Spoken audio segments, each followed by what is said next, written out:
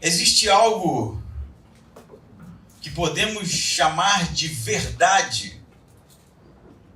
Vivemos um tempo em que a negação da verdade é um assunto em voga, cuja cultura pós-moderna tem feito o possível e o impossível para relativizar. Me lembro que agora nas férias fui fazer uma visita a um amigo e, como ele sabe que eu sou pastor, de repente surgiu o assunto religião, não sei porquê, né? Parece que pastor atrai esse tipo de tema. E ele então disse: quem está com a verdade, afinal de contas? Cada um tem a sua verdade. Um discurso muito conhecido, muito popular, né? E eu falei para ele assim: eu provo para você nesse momento que existe uma verdade acima de todas. Ele falou: eu duvido. E tinha um outro rapaz perto da gente, eu falei assim: nesse exato momento nós estamos sentados nessa mesa conversando sobre o assunto verdade. Negue isso. Ele olhou e pensou: ah, isso é óbvio. Pois então, não há como negar a verdade. Mas o outro rapaz disse: e se nada disso estiver acontecendo? E se toda essa nossa conversa for, na verdade, uma grande ilusão, um sonho? Não teríamos como saber se o que está acontecendo é verdade. Então eu respondi para ele: se não temos como saber se o que está acontecendo agora, através da nossa cognição, é verdade, como é que você sabe que a verdade não existe? Você vai ter que sempre fazer uma afirmação, auto-reivindicando ela como verdade. Portanto, é impossível negar que exista algo como a verdade, porque se você disser a verdade não existe, dizer isso, na verdade, é uma reivindicação de que esta frase em si é verdadeira. Eu não vou ficar falando de filosofia para você, mas fazer uma pergunta, quem sabe, muito pertinente. Como podemos conhecer a verdade? Se existe algo como a verdade, como conhecê-la? E é justamente sobre este tema que o texto de hoje vai conversar com a gente. Por isso eu convido você a abrir a sua Bíblia em João capítulo 7. Nós iremos continuar a discussão de Jesus na festa das cabanas, né? E leremos então a partir do versículo 10. João 7, a partir do versículo 10. Semana passada nós lemos até o 9, né? E hoje nós leremos a partir do 10, que diz assim: mas tendo seus irmãos subido à festa, ele também subiu, não publicamente, mas em segredo. Os judeus procuravam-no na festa e perguntavam: onde ele está? Havia muitas opiniões sobre ele entre o povo. Alguns diziam: ele é um homem bom, mas outros diziam: não, pelo contrário, ele engana o povo. Todavia, ninguém falava dele abertamente por medo dos judeus. A festa já estava na metade, quando Jesus subiu ao templo e começou a ensinar. Os judeus se admiravam, dizendo: como este homem tem tanta instrução sem ter estudado? Jesus lhes respondeu: o meu ensino não vem de mim, mas daquele que me enviou. Se alguém quiser fazer a vontade de Deus, saberá se este ensino é dele ou se falo por mim mesmo. Quem fala de si mesmo busca sua própria glória, mas o que busca a glória daquele que o enviou, esse é verdadeiro e nele não há injustiça. Moisés não vos deu a lei, no entanto, nenhum de vós a cumpre. Por que procurais matar-me? A multidão respondeu: tens demônio, quem procura matar-te? Jesus prosseguiu: realizei uma só obra miraculosa e todos vos admirais por causa disso. Por essa razão, Moisés vos deu a circuncisão, embora ela não venha de Moisés, mas dos patriarcas. E no sábado circuncidais um menino. Se um menino recebe a circuncisão no sábado, para que a lei de Moisés não seja infringida, por que vos indignais contra mim, que no sábado curei completamente um homem? Não julgueis pela aparência, mas julgai de maneira justa. Até aqui nós iremos ler, mas mantenha a sua Bíblia aberta para que nós venhamos a entender o texto. Semana passada a gente viu que haveria, segundo a narrativa de João, uma festa chamada Festa das Cabanas, ou Festa do Tabernáculo, que era justamente uma festa que celebrava o êxodo, ou a passagem do povo pelo deserto durante o êxodo, e celebrava a manutenção e o cuidado de Deus durante aquele período. Essa era a última festa que era celebrada pelos judeus, e 6 meses depois desta última festa, eles celebrariam a Páscoa. Diz Flávio Josefo, citei semana passada, o historiador do primeiro século, que esta festa era uma das festas mais procuradas em Jerusalém. Ficava apinhada de pessoas, até mais do que o Pentecostes, por exemplo. Então os irmãos de Jesus, é o início do capítulo, vão tentar convencê-lo a descer à festa. Diziam eles: se esses sinais que você faz são realmente de Deus, vai então para a festa e faz publicamente. Porque ninguém que quer ser conhecido faz sinais em segredo, no subúrbio, no interior. Vai para a capital, vai para Jerusalém, que é lá que justamente está a elite, né? Lá que está a nata da sociedade judaica. Jesus então vai, a gente lembra do sermão de semana passada, dizer que o tempo dele não é o tempo deles, que o tempo dele é o tempo de Deus e que ele não desceria naquele momento. Os irmãos então vão para Jerusalém, para a festa, e o versículo 10 é a continuação, diz que Jesus, depois que os seus irmãos foram para Jerusalém, Jesus então sobe para Jerusalém. Segundo os estudiosos, é possível que Jesus tenha chegado no meio da festa, ou bem próximo do final da festa. Ele não vai no início como seus irmãos, mas ele espera para que na hora exata, no relógio de Deus, ele estivesse em Jerusalém. Alguns vão dizer que Jesus retarda a sua ida, sim, porque ele estava esperando da parte de Deus um comando, mas também porque poderia ser, se fosse no início, uma entrada em Jerusalém muito precoce, que poderia levar as pessoas como foi a sua chegada num burrinho, né, a recebê-lo como o Messias, cantando e quem sabe exaltando a sua pessoa, e todas as coisas acontecessem antes do tempo. Por isso então, provavelmente, ele aguarda Deus dar o comando para que ele descesse para a festa. E é o que o texto diz para nós. Ele diz que ele sobe em segredo. Em segredo porque provavelmente o povo já tinha ido, já havia passado um tempo, e quando ele vai até a festa não havia aquelas multidões no caminho para Jerusalém. Foi algo mais reservado, algo mais, eu diria, como o autor diz, em secreto, com alguns seguidores, quem sabe. Mas o versículo 11 diz que os judeus procuravam-no na festa e perguntavam: onde ele está? Esse aqui não é o povo perguntando por Jesus. A expressão os judeus em João se refere à elite religiosa, aos escribas e fariseus e doutores, aqueles que queriam matá-lo. Eles estavam preocupados com uma possível subida de Jesus até a festa, porque no coração deles, eles já intentavam matá-lo. Então eles estão perguntando: cadê ele? Será que ele vai aparecer? Havia uma preocupação nociva, né? uma preocupação agressiva, violenta da parte dos judeus, diferente do povo, que no versículo 12 vai tratar, que diz assim: havia muitas opiniões sobre ele entre o povo. O povo não são os judeus, né? Os judeus, como falei, são os escribas e fariseus, sacerdotes e doutores da lei. O povo tinha uma opinião dividida aqui. Uns diziam: ele é um homem bom, ele só quer fazer coisas boas, porque eles viram alguns milagres, como por exemplo um milagre que vai ser discutido nesse texto, que foi a cura do aleijado no tanque de Betesda.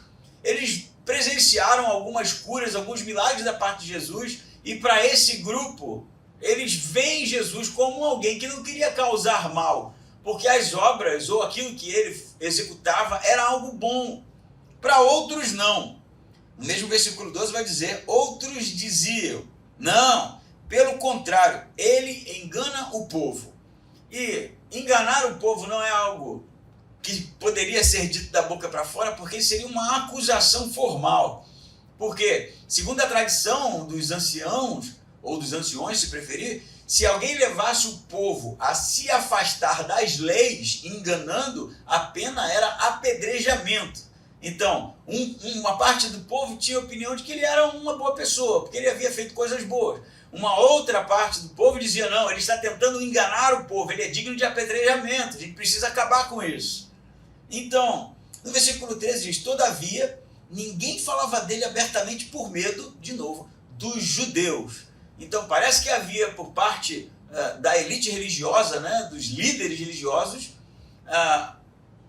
uma ordem para que ninguém ficasse falando da pessoa de Jesus publicamente. Então, as pessoas cochichavam. Isso eram discussões em grupos bem reservados, assim, não se dizia isso publicamente com medo de que você pudesse ser julgado, né, conivente com este enganador, segundo a opinião de alguns, segundo a opinião dos próprios doutores da lei. Versículo 14 diz, a festa já estava na metade, não é? Quando Jesus aparece. Quando Jesus subiu ao templo e começou a ensinar. Subiu ao templo não quer dizer que ele foi até uma igreja, um templo, lá na frente, né? Pegou o púlpito e começou a ensinar. Ele provavelmente estava no pátio, provavelmente o pátio dos gentios. Era um lugar aberto, né? Sentado, porque se ensinava sentado. Ele se sentou ali, outras pessoas se sentaram para ouvi-lo e ele começa então a ensinar. Versículo 15 diz assim, os judeus, de novo, os judeus, perceba que há uma diferença dos judeus para o povo, né? Os judeus, os doutores da lei, se admiravam dizendo, como este homem tem tanta instrução sem ter estudado? Que tipo de coisa eles estão questionando? Jesus, óbvio, tem um conhecimento, né, do Antigo Testamento, do cânon judaico, das leis, da Torá, que não é um conhecimento acadêmico segundo o que se ensinava no seu tempo. Os seus ensinamentos eles são diferentes do que era o academicismo deste período aqui. E eles se admiram, e a palavra no grego aqui, não é que eles se admiram de maneira positiva. Oh, quão lindos são esses ensinamentos. Eles ficam irritados porque Jesus tem uma erudição nas Escrituras, mas não é uma erudição segundo a escola que eles estudaram. Entenda isso. Então, em português a gente lê, né? Eles se admiraram, e admiraram parece alguma coisa positiva. Não é. Eles ficam irritados porque o que Jesus ensina não é o que eles ensinam, porque eles são adeptos de escolas, né? De homens que eram letrados no Antigo Testamento, como, por exemplo, anotei aqui, tinha a escola de Hilel e a escola de Shammai. Eram dois eruditos daquele tempo, né? Dois mestres da lei, e ou você se posicionava do lado de um ou do lado de outro. E o que esses homens ensinavam? Eles interpretavam o cânon judaico, as leis de Moisés, os profetas, e ensinavam isso nas universidades daquele tempo. Então as pessoas se posicionavam segundo esses posicionamentos. O que Jesus ensina não é nem da parte de um nem de outro. É algo diferente, o que gera irritação e aspereza. Como ele pode ser letrado, como ele pode ser erudito, ter domínio, se ele não estudou em nenhuma das duas escolas? É a pergunta deles. E aí Jesus vai responder ao questionamento. Nós não sabemos se Jesus conhecia o que estava no coração desses homens, esse questionamento, ou se esse questionamento foi feito publicamente, né? E Jesus ouviu, então responde. Mas Jesus vai responder no versículo 16, dizendo o seguinte: o meu ensino não vem de mim, mas daquele que me enviou. Então, eles estão questionando como esse homem pode ser versado se ele não professa nenhum posicionamento teológico formal e nunca estudou, e como é que ele pode então estar à frente ensinando com esse tom acadêmico, com esse tom erudito, com essa autoridade? Então é um questionamento, embora o português esteja admiraram-se, eles estão questionando isso. Eles percebem que Jesus tem uma habilidade, né? Tem uma autoridade para ensinar, mas eles não identificam esse ensino segundo o que eles conheciam. Era fora da curva, né? E aí Jesus vai dizer que o ensinamento que ele ensina não vem dele, e ele diz assim, versículo 17, se alguém quiser fazer a vontade de Deus, saberá se esse ensino é dele ou se falo por mim mesmo. E a gente pode parar por aqui para conversar um pouco. Jesus vai virar para aqueles homens e vai dizer: o que eu ensino não é a minha opinião enquanto homem, não é a minha opinião enquanto acadêmico, não é a defesa de nenhum desses eruditos que vocês conhecem, nenhum desses doutores da lei, desses mestres que vocês conhecem. O meu ensino vem de cima, de Deus, do Pai. E é como no texto, alguns vão sugerir, alguns estudiosos, que poderia ter surgido uma pergunta nesse tom: como então saberemos que o seu ensino vem de Deus, se não vem de nenhum desses, de nenhum dos grandes rabinos, de nenhum dos grandes mestres? Como nós vamos saber se o que você professa nós nunca escutamos? E aí Jesus teria respondido, né, nessa hipótese: se você quiser saber se o meu ensino vem de Deus, você precisa desejar fazer a vontade de Deus. Veja como isso é interessante. Inclusive, a palavra, na minha versão está assim: se alguém quiser fazer, mas não é querer simplesmente, né? A expressão no grego é teletutelema, deseja fazer a vontade, um desejo ardente, intenso de fazer a vontade de Deus. O que é no texto fazer a vontade de Deus? Para o público que Jesus está falando, fazer a vontade de Deus era guardar as leis de Moisés. Por quê? Porque eles se dizem defensores da lei de Moisés, por isso eles questionam os ensinamentos de Jesus. Mas Jesus sabe que no íntimo eles desejam matá-lo. Então Jesus vai dizer: se vocês tivessem o interesse de saber se o meu ensino vem de Deus, vocês fariam a vontade de Deus, que seria guardar as leis. No entanto, é a discussão aqui, vocês desejam me matar. Então vocês não desejam fazer a vontade de Deus, ou guardar as leis, ou cumprir as leis, mas vocês desejam fazer a vontade de vocês mesmos. Mas a gente pode parar por aqui, porque se fazer a vontade de Deus naquele tempo era cumprir as leis, era guardar as leis com um coração realmente devoto, puro, para nós hoje, fazer a vontade de Deus, segundo o Evangelho, é realmente viver os ensinamentos de Jesus. Mas não é simplesmente executar a vontade de Deus, ou ser alguém eticamente correto, segundo os ensinamentos de Jesus. É ter um coração ardente, desejoso de fazer a vontade de Deus. No que isso vai fazer a diferença? Jesus diz algo muito interessante, que é discutido no academicismo atual, e existem livros e livros sobre isso, que você só vai entender a palavra de Deus se você tiver o desejo intenso de fazer a vontade de Deus. Já pensou sobre isso? Você só vai entender a palavra de Deus, Jesus vai dizer, você só vai entender os meus ensinamentos como vindo de Deus, se você desejar fazer a vontade de Deus. O contrário não é possível. Isso muda algumas coisas, não é? Quem sabe nós, crentes, cristãos, nascidos de novo, em algum determinado momento da história tenhamos invertido as coisas. E quem sabe a gente pensa que estudar por estudar traria para nós o conhecimento da pessoa de Deus, o conhecimento do Evangelho, o conhecimento, quem sabe, teológico, o conhecimento doutrinário, o conhecimento intelectual do que é a revelação de Deus. Jesus está dizendo que não, a ordem é o contrário. Você precisa primeiro desejar fazer a vontade de Deus de maneira ardente. E quando isso acontecer, o Evangelho, as Escrituras, se tornará óbvio para você, claro para você. Olha o que Jesus diz: se alguém quiser fazer ou desejar fazer a vontade de Deus, saberá se esse ensinamento vem dele. O contrário não é possível.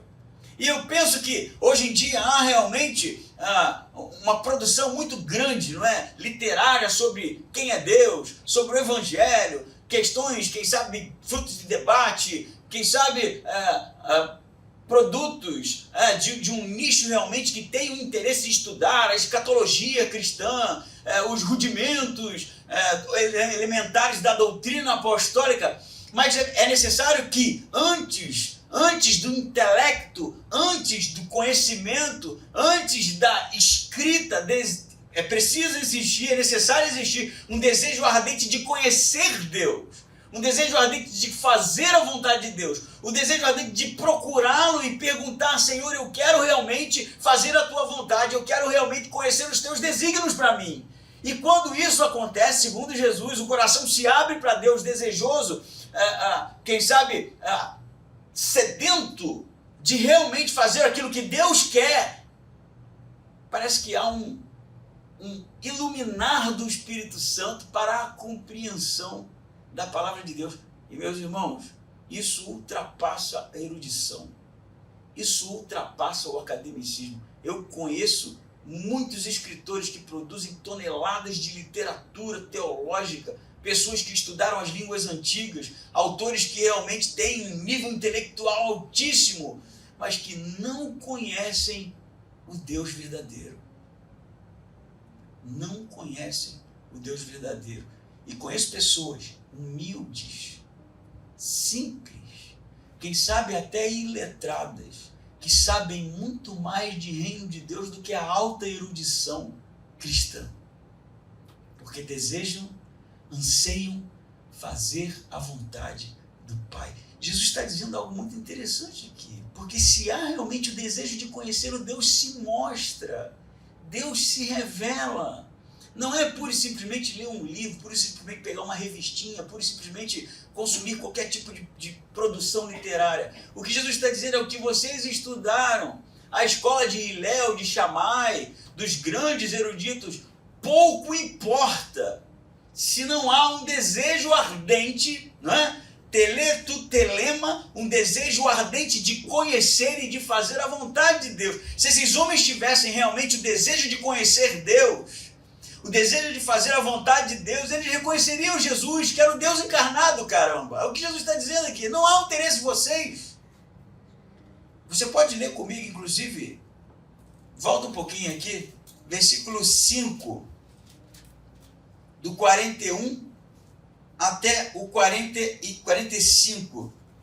É um pouquinho antes, né? Uma discussão também de Jesus contra esses judeus. Esse trecho ele vai dizer assim, 41. Eu não recebo glória da parte dos homens. 5:41. Mas vos conheço bem, e sei que não tendes o amor de Deus em vós. Ele está falando para esses estudiosos, né? Os mestres. Eu vim em nome de meu Pai, e não me recebeis. Mas se outro vier em seu próprio nome, a esse recebereis. Como podeis crer, vós que recebeis glória uns dos outros, e não buscai a glória que vem de Deus? Perceba isso. Aqueles homens, eles não conheciam a Deus, porque eles não tinham um coração desejoso por Deus. Jesus vai falar assim, o amor de Deus não está em vocês, não é isso que vocês buscam. Vocês buscam a glória uns dos outros. Ele está falando para acadêmicos, para estudiosos, para mestres. Aqui não é com o povo a discussão, com os mestres.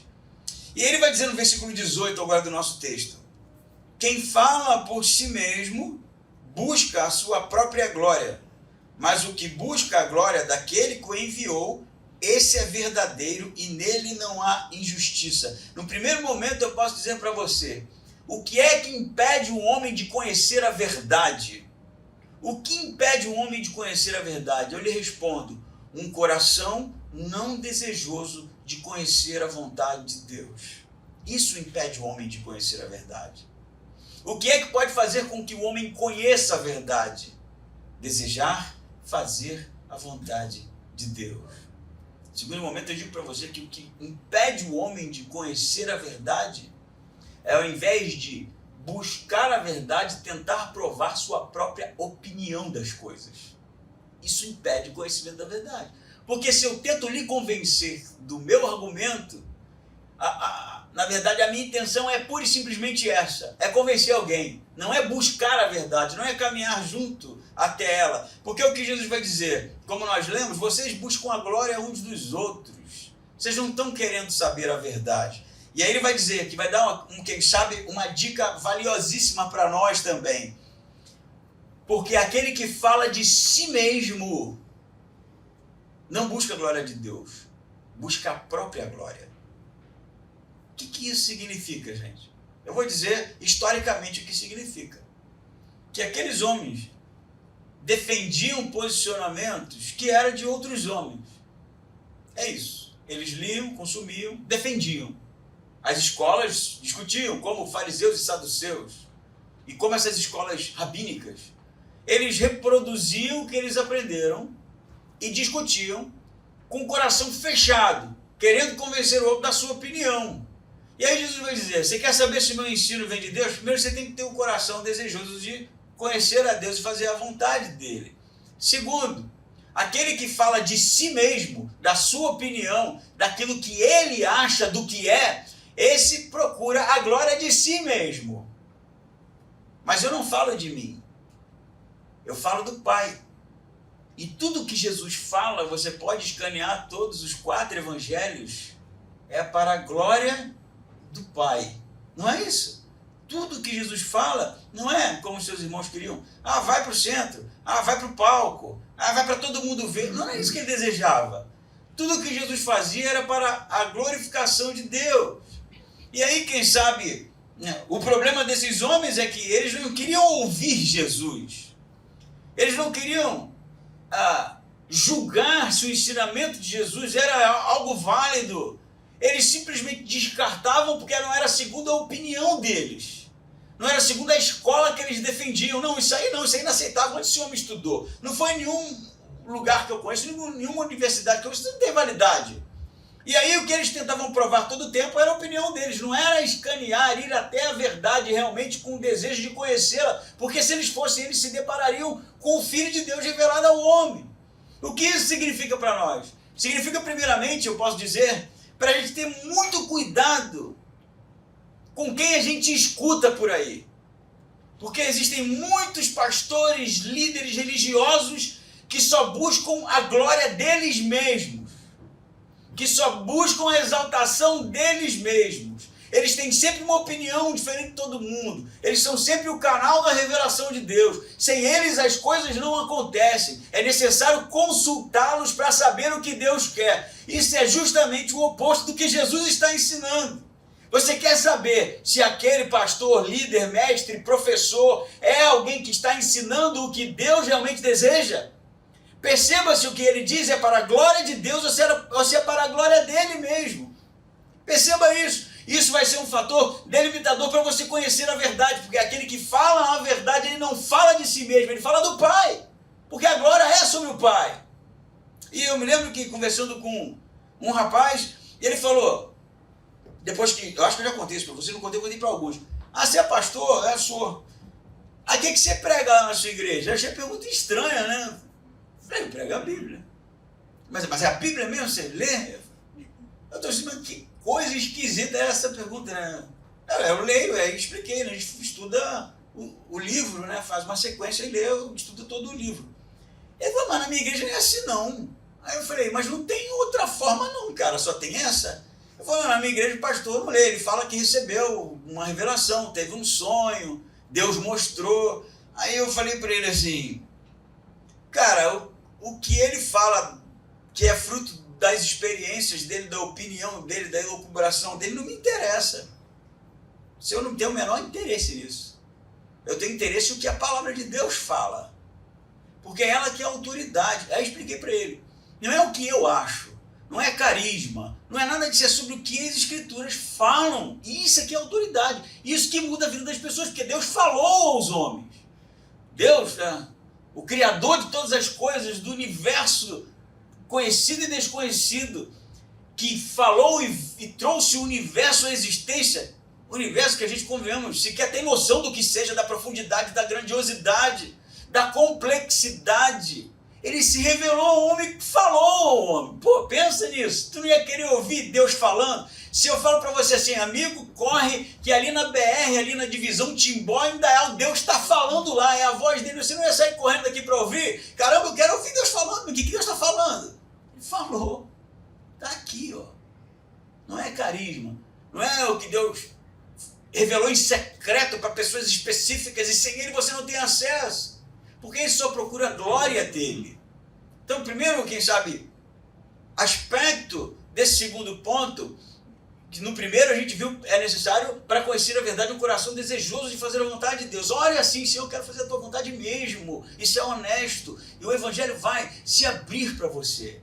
As palavras de Jesus vão fazer todo sentido para você. Em segundo momento eu vou dizer, quer conhecer a verdade? Começa a perceber se aquele que ensina, ele aponta para Cristo. Se ele aponta para Deus. Porque se não for, descarta. Na primeira, descarta. Uma pessoa contou uma história, eu acho que eu posso contar aqui, né? Né, Mike?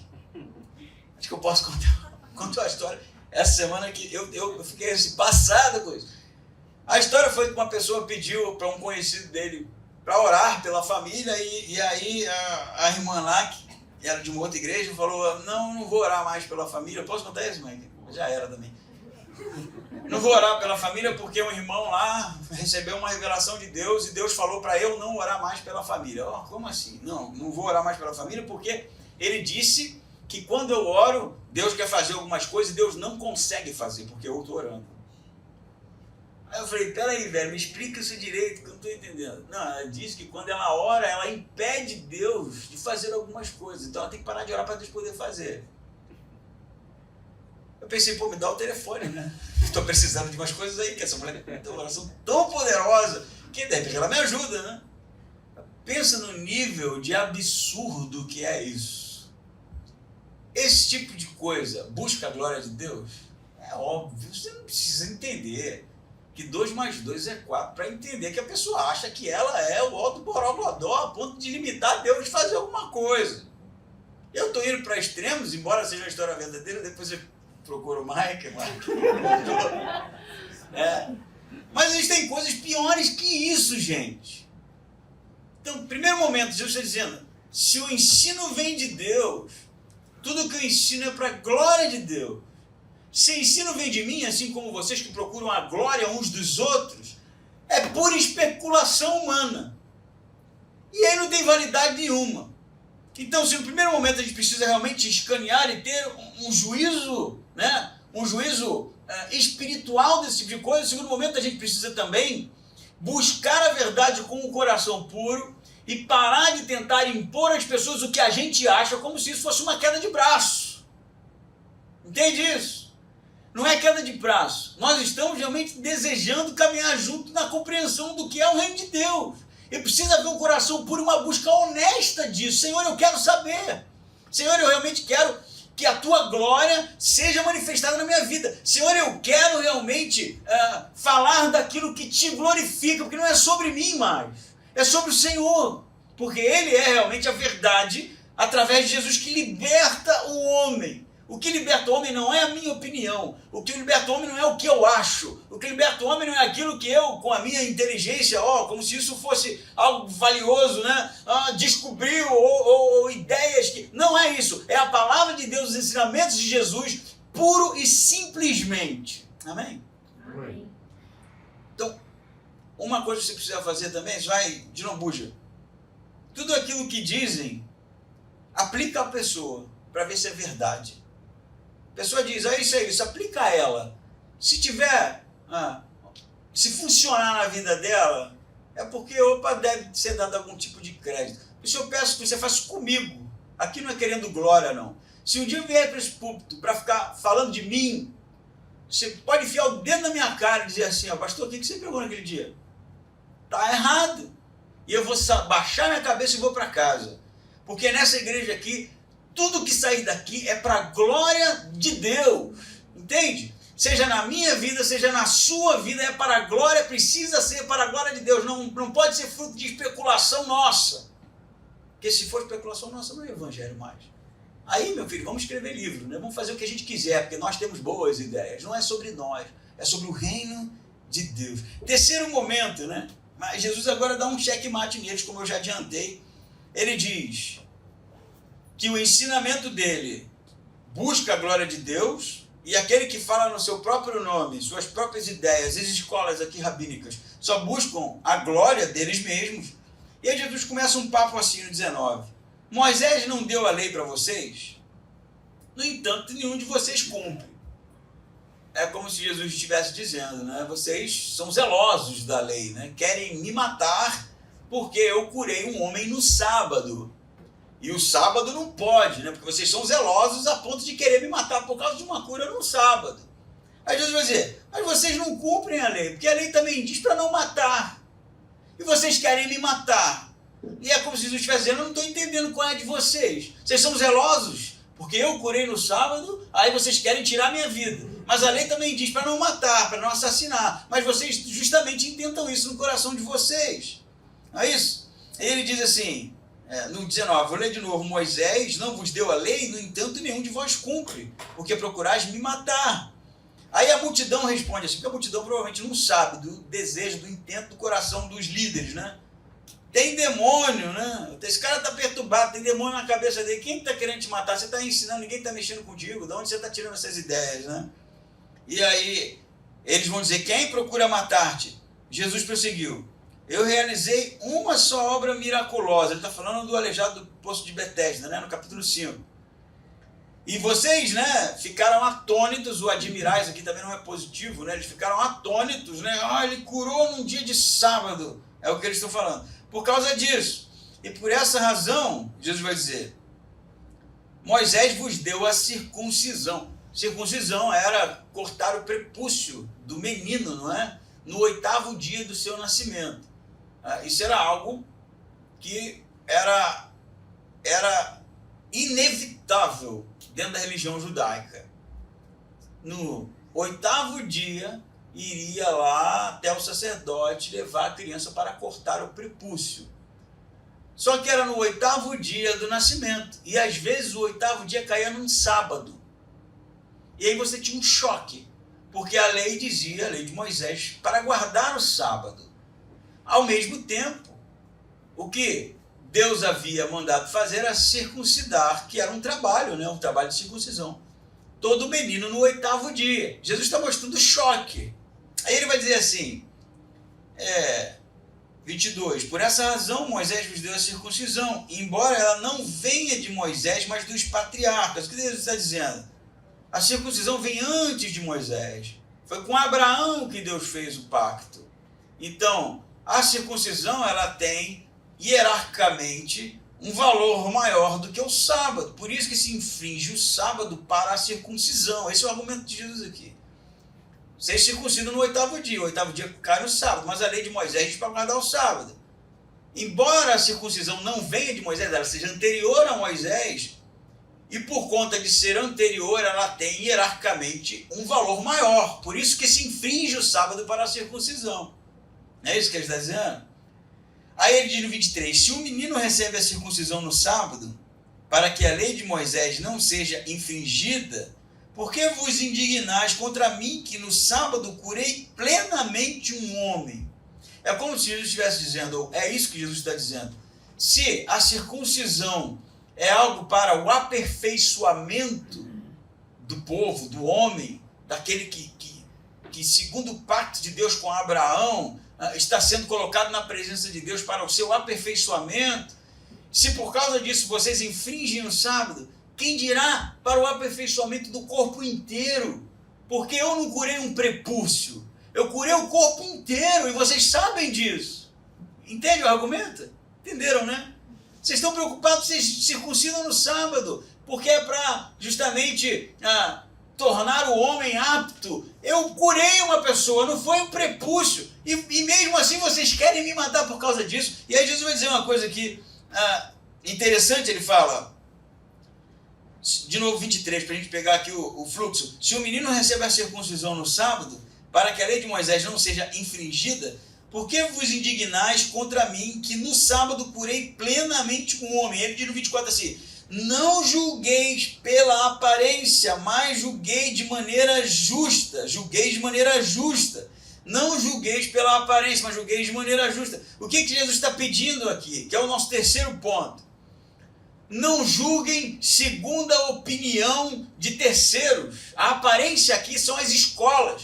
Não julgue segundo aquilo que você estudou a sua vida inteira e tem como verdade. Não julgue segundo aqueles ensinamentos que você está defendendo com unhas e dentes sem enxergar o que está na sua cara. Julgue com justiça, escaneie a essência da lei e você vai ver que uma cura é muito maior que a circuncisão. Escaneie a essência da lei e você vai perceber que aquilo que eu fiz é muito maior do que a circuncisão, que hierarquicamente é maior que o sábado. Então, não julgue segundo a opinião do povo, não julgue segundo a opinião dos escribas, não julgue segundo a opinião da escola que você estudou, julgue segundo a essência da lei. Com justiça você verá que o meu ensinamento é de Deus. Caramba! No primeiro momento, relembrando aqui, para conhecer a verdade é necessário ter um coração puro, desejoso de fazer a vontade de Deus. E aí você vai conhecer a verdade. Segundo momento, para você conhecer a verdade, é necessário a gente se despir das nossas opiniões e começar a buscar aquilo que é para a glória de Deus, a verdade pura e simplesmente, que é a pessoa de Cristo. No terceiro momento eu vou dizer para você, você quer conhecer a verdade? Julgue segundo a justiça. Julgue segundo a verdade. Não defenda opiniões de terceiro. Não defenda ensinamentos de terceiros. Julgue segundo a verdade. Sabe? Caramba, isso aqui é óbvio. Eu poderia levar para um lado completamente, eu diria, abstrato, não é? Mas não. Tem muita gente hoje que está julgando a realidade segundo a opinião de youtubers. Olha só, pô, pastor, desceu o nível agora, né? Tava falando de academicismo, agora falando de YouTube. Cara, porque o mundo é muito mais complexo do que o que a gente imagina. Você não faz ideia do lixo que as pessoas estão consumindo. E aí elas começam a replicar aquilo igual um papagaio. E aí, meu amigo, consome o influencer X, o influencer Y.